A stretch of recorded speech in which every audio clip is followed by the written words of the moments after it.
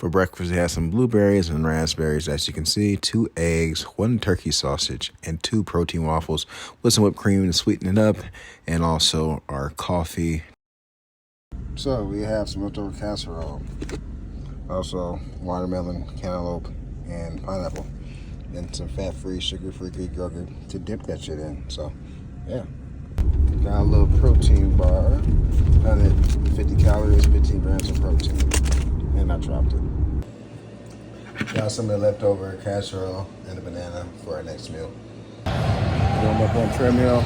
Let's get it. 5 minutes. So we're gonna try out this lap machine. I haven't done it for a while, so it should be fun. And then we're gonna pair it with a superset with some T-bar rolls just to really stay out that today, just because we got the energy. So let's fucking get to it. And yeah. Let's have some fun, shall we? I haven't used this machine in a while, like I just said, but this machine's a fucking great machine. It gives you a fucking gnarly latch fucking stretch, fucking lat pump, and it's a little bit different because you're pulling from behind you, you know, like the fucking handles in front of you still, but you're pulling from behind you, so it gives you a little bit of a pull from the back. So I get a pretty good lat, stretch from these. Maybe other people don't, but this is a great option for people who don't like the fucking lat pull down machine, or want something different, or want to load it up with a lot more weight.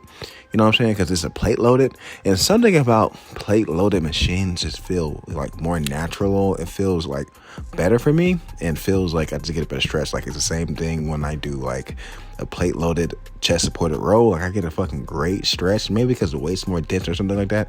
I don't know. But the plate loaded, I can't fucking talk. The plate loaded fucking machine just give me like a whole different gnarly type of fucking pump and fucking stretch. So, but we're pairing it with our T-bar row just because I wanted to do a heavier variation of a row today that really destroy our back. So I'm just doing that superset.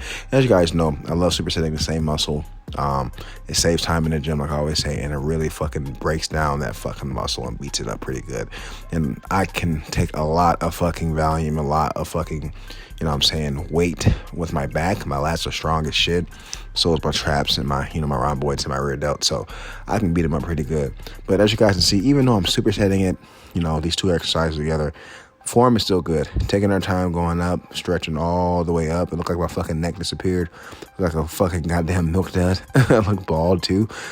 But taking our time all the way up, stretching, letting and pull on those lats, pulling down with our elbows, really taking our time. What I like about these handles is they're adjustable, so you can pull down overhand, you can pull down underhand, you can pull down neutral grip.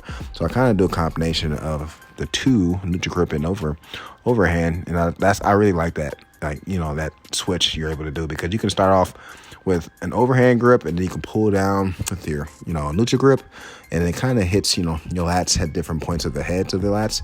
So great handle for a lat pull down. And same mechanics for our, our T-bar rows.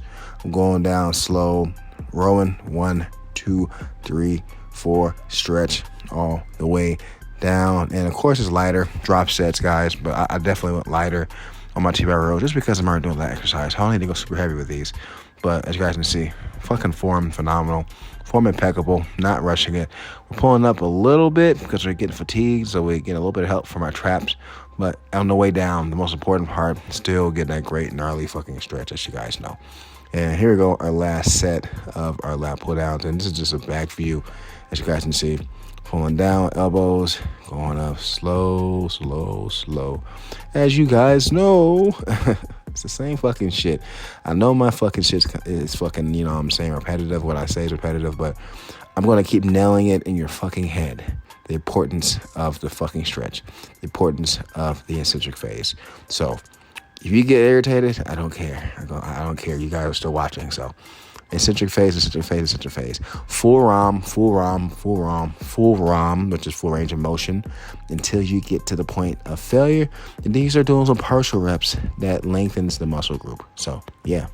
And if you're a real G like me, you'll superset T-bar rows with lat pull downs. I bet you guys won't, because Maybe you guys too big for pussies. No, I'm just kidding. Nah, try it out and tell me how you feel. Maybe your back is gonna be too sore after you do the 2. But, I'm not no fucking chump. I'm gonna fucking work my fucking ass off, as you guys know, as you guys see, as you guys always see me do this shit. So, but yeah, my fucking back's on fire right now. And I'm still trying to have great form, as you guys know. I'm kind of going a little bit quicker than I did the first couple sets, and that's just because I'm fatigued. And the weights, the weight's a little bit lighter, so it's a little bit easier to control. But I'm still trying to get at least 2-3 second negative, as you guys can see right there. But this is a great way to open up our fucking workout to tax those lats. So we're finna hit some chest supported plate rows, and we're gonna superset that with some reverse pec deck to hit our rear delts. So let's go. How psycho do I have to be to fucking do this exercise? I did those 2 exercises, right? But I love this exercise. I just kind of mentioned it before. The plate loaded machines for me just are fucking my bread and butter. They feel phenomenal, feel great. Of course, cables keep more attention on your muscles usually, but this is still a machine, so you're still fixed. So, you still keep a great tension. The weight's still keeping great tension on that muscle regardless, as you guys can see. And as you guys know, I'm leaning forward, arching my back, really lengthening and stretching out those lats, pulling all the way back, taking our time, and we're going to pull our elbows, of course. And I haven't done reverse pec deck in a while. It's been at least 3 or 4 months since I did these. And, this is a pretty good rear delt exercise. I prefer cables. I prefer doing the rear delt fly with cables, either bent over or standing. Either one is good for me, just because the cable keeps great tension on them. And, this is still good, but it doesn't allow you to cross your arms at the bottom of the lift, which like cables allow you to do that, so you don't get the full range of motion.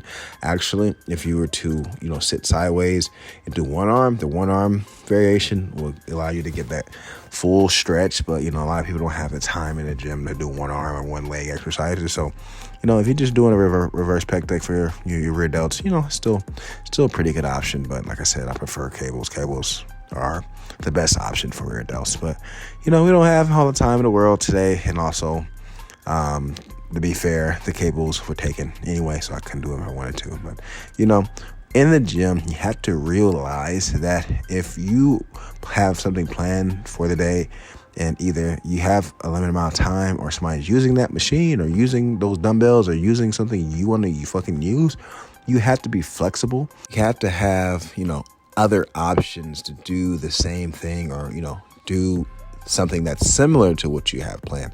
That's why it's important to have a multitude of exercises how to do, just in case, because there's a lot of people who are very routine and they do just simple exercises that do that every single time, and then when the machine is taken or something like that, or they don't have access to it, they don't know what the fuck to do, or they get confused or they get irritated.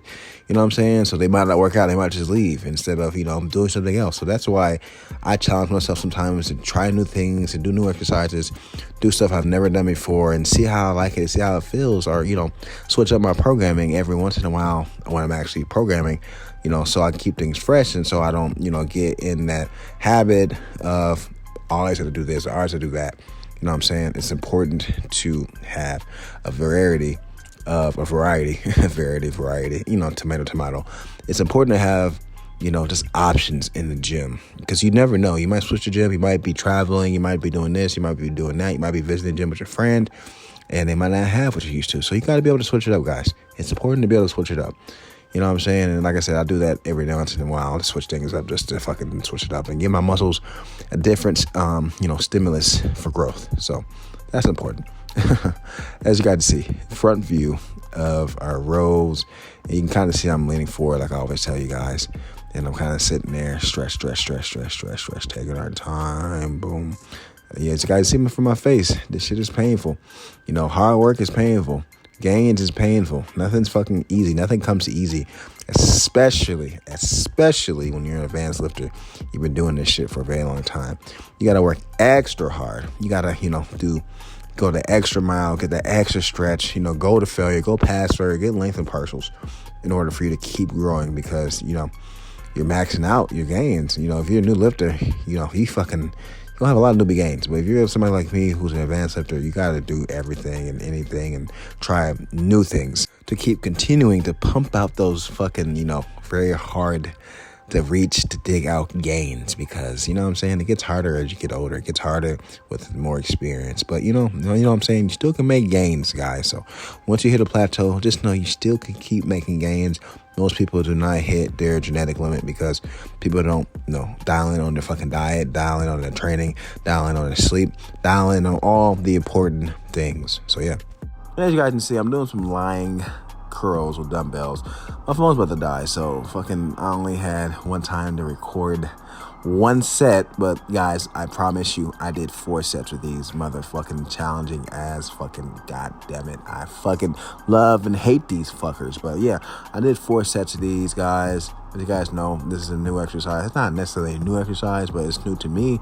And it's fucking phenomenal for the fucking bottom stretch portion of your biceps. But yeah, 4 sets of these, guys. I'm gonna keep saying, give these a try. I'm telling you, you're never gonna get a bicep fucking pump more gnarly than these motherfuckers right here. So otherwise, we had a pretty fucking good day at the gym today. I challenged myself. I had a great back pump. Bicep pump was pretty good. We got a rear delts in too, so pretty good day.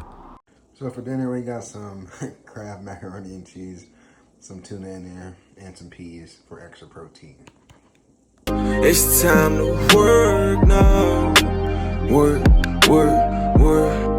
It's time to work out. Work.